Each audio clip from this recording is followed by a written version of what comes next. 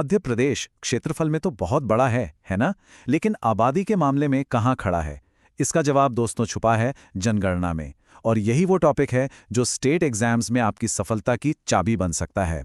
ये सवाल देखिए, पिछले साल की परीक्षा में आया था। बिल्कुल ऐसे ही सवालों से आपका सामना होता है, जहां हर एक आंकड़ा, हर एक डिजिट बहुत मायने रखता है। लेकिन घबराने की कोई बात नहीं है। चलिए इन आंकड़ों को हम कहानी, तुलना और कुछ मजेदार ट्रिक्स के साथ इस तरह से समझते हैं कि ये आपके दिमाग में हमेशा के लिए छप जाएं। तो चलिए शुरू करते हैं पहले सेक्शन से, द बिग पिक्चर। किसी भी चीज को समझने के लिए उसकी नींव मजबूत होनी चाहिए, है ना? तो सबसे पहले मध्य प्रदेश की जनसंख्या के जो बेसिक आंकड़े हैं उन पर एक नजर डालते हैं। तो ये रहा हमारा पहला और सबसे जरूरी आंकड़ा, 7,26,26,809। यह है 2011 की जनगणना के हिसाब से मध्य प्रदेश की कुल आबादी। हमारी सारी कहानी, सारा विश्लेषण इसी संख्या के इर्द गिर्द घूमने वाला है। यहाँ एक बहुत ही दिलचस्प बात देखने को मिलती है। देखिए, मध्य प्रदेश के पास भारत की कुल जमीन का लगभग 9.38% हिस्सा है, लेकिन यहाँ देश की सिर्फ 6% आबादी रहती है। इसका सीधा सा मतलब क्या हुआ? जमीन ज्यादा है, लोग कम हैं। ये जो कंपैरिजन वाला पॉइंट है ना, एग्जाम के लिए बहुत बहुत जरूरी है। और ये वो पॉइंट है जहां परीक्षा में अक्सर गड़बड़ हो जाती है। 2011 की जनगणना के टाइम पर मध्य प्रदेश पॉपुलेशन के मामले में 6वें स्थान पर था, लेकिन ये ध्यान रखना है कि 2014 में जब तेलंगाना बना तो आंध्र प्रदेश की जनसंख्या बढ़ गई और मध्य प्रदेश 5वें स्थान पर आ गया। तो सवाल को बहुत ध्यान से पढ़ना है कि वो 2011 की बात कर रहा है या आज की। चलिए अब आगे बढ़ते हैं और देखते हैं कि ये आबादी बढ़ी कैसे है और राज्य के किन हिस्सों में सबसे ज्यादा लोग रहते हैं। तो यहाँ सबसे जरूरी बात क्या है? 2001 से 2011 के बीच मध्य प्रदेश की जनसंख्या बढ़ने की रफ्तार 20.35% थी, जो कि भारत की औसत रफ्तार 17.60% से काफी ज्यादा है। ये जो कंपैरिजन है ना, ये स्टेटमेंट बेस्ड क्वेश्चंस के लिए एक हॉटस्पॉट है, याद रखिएगा। अब बात करते हैं जनसंख्या घनत्व की, मतलब हर एक वर्ग किलोमीटर में कितने लोग रहते हैं। तो मध्य प्रदेश का घनत्व है 236, जबकि पूरे भारत का औसत है 382। मतलब साफ है, नेशनल एवरेज के मुकाबले मध्य प्रदेश में बसावट उतनी घनी नहीं है। लेकिन अब जरा राज्य के अंदर की कहानी देखिए, ये कमाल की है।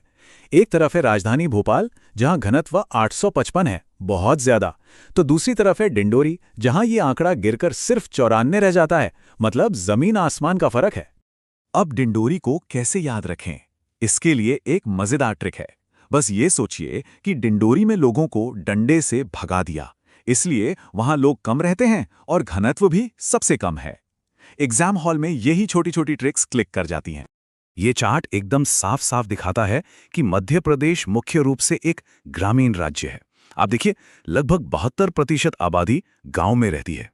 चलिए अब एक बहुत ही जरूरी, बहुत ही महत्वपूर्ण विषय पर आते हैं, जहां से परीक्षा में सवाल बनना लगभग तय ही होता है, यानी कि लिंगानुपात। मध्य प्रदेश का लिंगानुपात है 931, जो राष्ट्रीय औसत 943 से कम है। लेकिन यहां ध्यान देने वाली बात यह है कि 2001 में ये आंकड़ा 919 था। मतलब इसमें 12 अंकों का सुधार हुआ है। ये जो सुधार वाला पॉइंट है ना, ये भी स्टेटमेंट बेस्ड क्वेश्चंस में पूछा जाता है। जिलों में तो कहानी एकदम अलग है। एक तरफ है बालाघाट, जहां 1000 पुरुषों पर 1021 महिलाएं हैं। ये एक बहुत ही पॉजिटिव नंबर है। वहीं दूसरी तरफ है भिंड, जहां ये सिर्फ 837 है। ये जो इतना बड़ा गैप है, ये आपको याद रखना है। और 0 से 6 साल के बच्चों का लिंगानुपात, जिसे हम बाल लिंगानुपात कहते हैं, ये भी परीक्षा का एक पसंदीदा टॉपिक है। इसमें सबसे अच्छा प्रदर्शन है अलीराजपुर का और सबसे चिंताजनक स्थिति है मुरैना की। चलिए अगले विषय पर चलते हैं और देखते हैं कि मध्य प्रदेश में शिक्षा और साक्षरता की क्या स्थिति है। मध्य प्रदेश की कुल साक्षरता दर है 69.3%, जो एक बार फिर राष्ट्रीय औसत 74.04% से कम है। ये पैटर्न देख रहे हैं आप, मध्य प्रदेश के कई आंकड़े नेशनल एवरेज से कम है।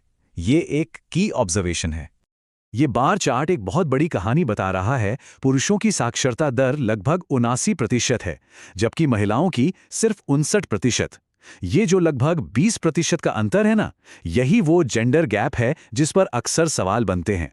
साक्षरता में सबसे आगे है जबलपुर 81.1% के साथ। अब इसे कैसे याद रखें? ट्रिक है, वहां के लोग जब बोलते हैं तो पढ़े लिखे लगते हैं। और सबसे कम साक्षरता दर है अलीराजपुर में। वही अलीराजपुर जो बाल लिंगानुपात में सबसे अच्छा था। देखिए कैसे एक ही जिला दो अलग अलग पैमानों पर बिल्कुल अलग अलग जगह है। अब सबसे जरूरी हिस्से पर आते हैं, कुछ ऐसी रणनीतियां, ऐसी तरकीबें जो परीक्षा में इन आंकड़ों को सही ढंग से इस्तेमाल करने में आपकी मदद करेंगे।